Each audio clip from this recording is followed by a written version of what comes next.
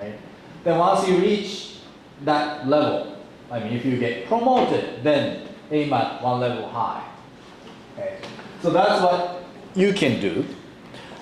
And another thing is, physically, you should look up. Do not keep looking at the floor or your smartphone. Okay? You should look up. Okay? And when I walk around, I often do this. Look up and also straighten your back. Right? Some students, well, especially inconfident ones, they want to avoid eye contact, right? Since they're inconfident. What if teachers talk to me, right? What if Professor Nakazawa starts talking in English or Japanese? So they keep doing that, right? So do not do that. Look up. Look at the ceiling, right? And also straighten your back, right? Then, like I said, you have to have many little successful experiences. It doesn't have to be like something so great. Like I said, ask one question. So that's a very good experience for you, right?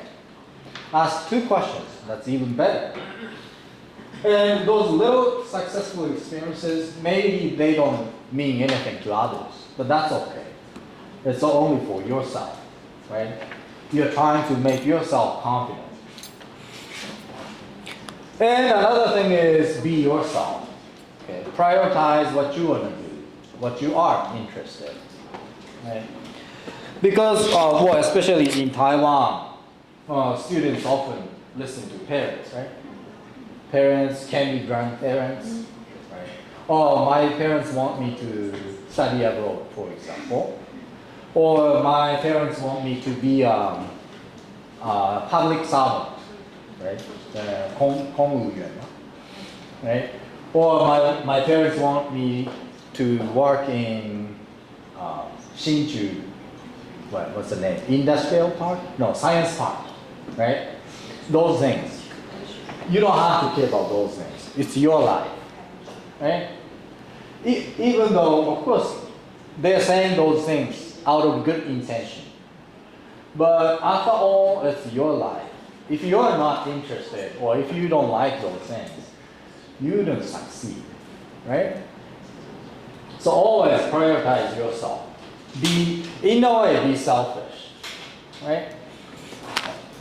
That's another thing that you can do. Okay.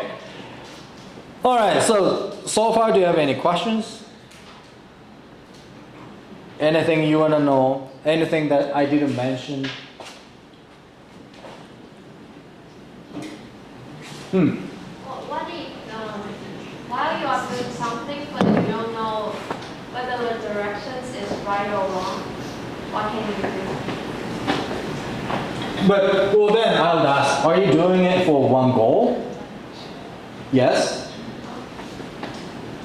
Are you doing it to achieve one goal that you have? Or you're just doing it without any goal? Yes, with one goal. With one goal. Then, But what if we have many goals? Like, we are not sure what is the main. then just do whatever you think it's useful. Or whatever you like to do. You don't have to listen to others. Why are you taking that class? That's so boring, so useless. You often say that, right, to your friends. Oh, don't take the class with that teacher and so forth. That's okay. If you are interested, you go ahead, take it. Then, eventually, that's a very good question. Eventually, it'll make sense. This one, have you heard of this famous quote? It's from Steve Jobs, the Apple co-founder. You cannot connect the dots looking forward. You can only connect them looking backwards. So you have to trust that the dots will somehow connect in your future. Okay? So sometimes you don't know why you're doing these things now. You don't even know if they're going to be useful. But after 10 years, or even later, 20 years, once you look back, they make sense. And that's exactly what happened to him. You know, Apple versus Windows. Apple is getting stronger now. That's because of him. He dropped out from where? One college, right? Then he wasn't sure what to do. Then he took one calligraphy class. You know calligraphy? Like writing characters or Chinese characters neatly. Then after taking that class, he was obsessed by the beauty of characters, those alphabets or Chinese characters. So he wanted to make that on the computer.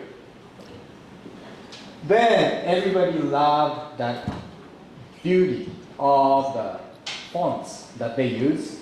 Because Windows is very boring. They had only a few very, just a basic fonts, but they had much more. Then he realized, okay, by taking that calligraphy class, actually helped him. But when he was taking that class, he wasn't sure, right? So you can go ahead, do whatever you want to do, or whatever you have to do now. Then eventually you will see why I did that. That really happened to me too. Because when I was in the States, I wanted to get the teaching certificate for Japanese classes and also ESL classes. Then when I was in undergrad, I was working on the Japanese teacher certificate program. Then back then, I had to take almost like twice as many classes compared to my friends. Then I was wondering, do I really need?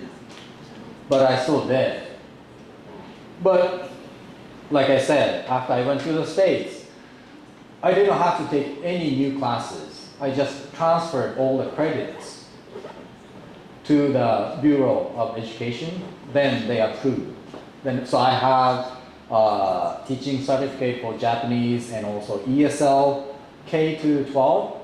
So I can teach kindergarten kids all the way to senior high school kids. Yeah, so those things happen. So even if you're not sure, as long as you're interested, you should keep doing it. Any other questions? Like after you keep trying something, but you also keep receiving the rejections, how can you deal with those type of rejections? Well, that's something, you have to shake it off, Well, of course, like even teachers, the same thing. We have to write a paper, right? Then we have to submit it to get it published. But many times it's rejected. Then once again, I'm rejected. Then look for another one, then submit it. Keep doing that. So sometimes I have to submit the same paper to like 4 different journals or 5.